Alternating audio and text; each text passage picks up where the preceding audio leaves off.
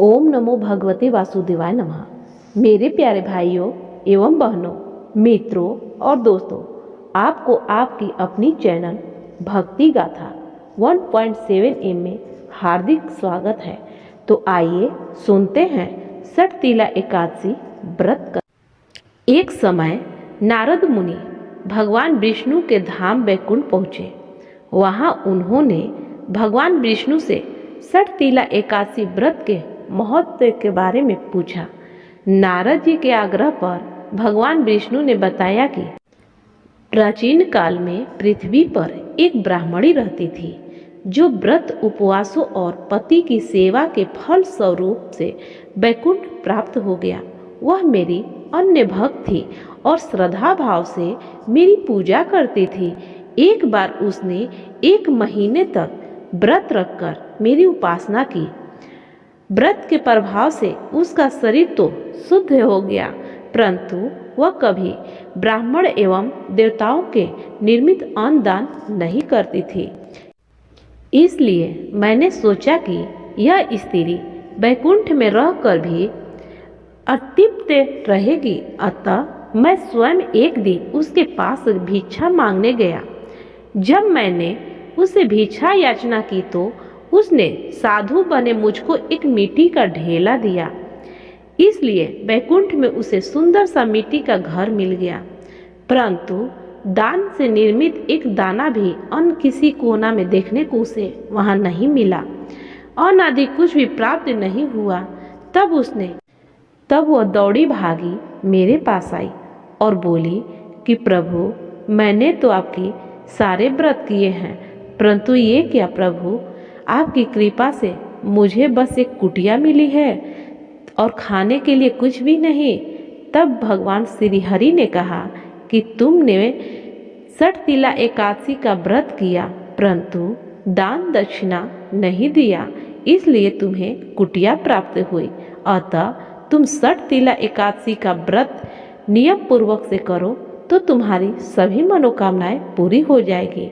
अभी तुम अपनी कुटिया में जाओ, तुम्हें देव स्त्रियां देखने आएंगी। अतः तुम उन्हीं से षटतिला एकादशी का कथा सुनना, तुम्हारी सभी मनोकामनाएं पूर्ण हो जाएगी।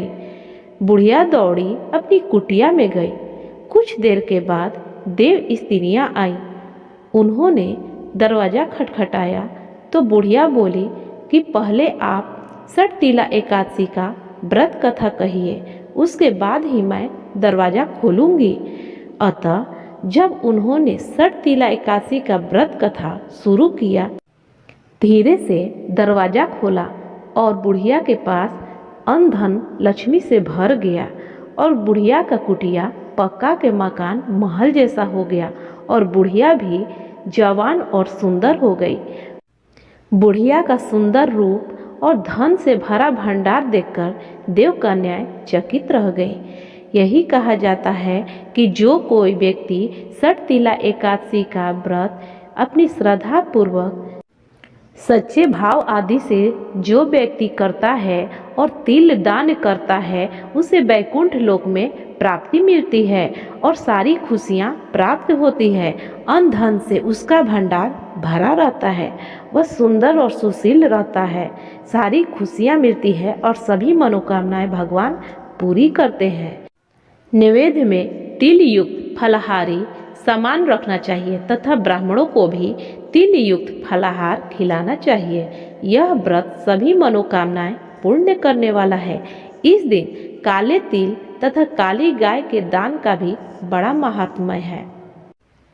इस दिन प्रातः स्नान करके श्री कृष्ण इस नाम मंत्र का जप करें, दिन भर उपवास रखें, रात्रि में जागरण तथा तिल से हवन करें, भगवान का पूजन कर निम्नलिखित मंत्र से अर्घ दें।